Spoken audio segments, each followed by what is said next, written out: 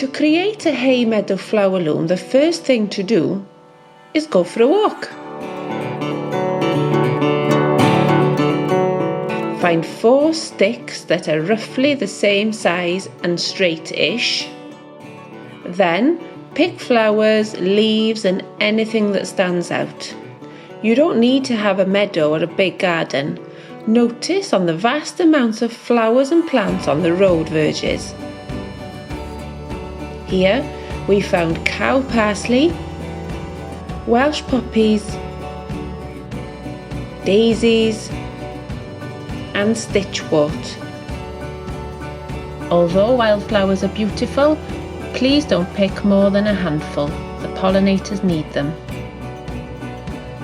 Then, when you get back home, find some wool and a pair of scissors and arrange the sticks into a square.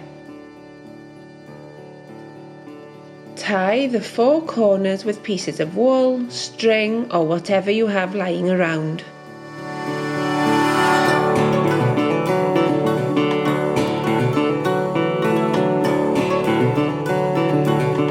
Then, using a ball of wool, tie one end to one corner and wrap it around the loom, making sure you pull it tight every now and then to make it firm.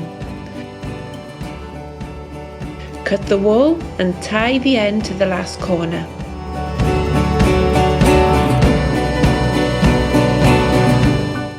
Then, starting with the largest flowers and leaves, start weaving.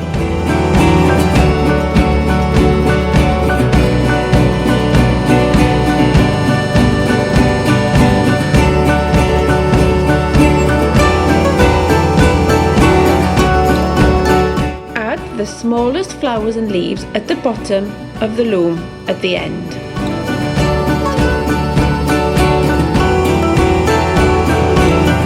And this is your beautiful hay meadow loom, which you can hang in the house or in your garden.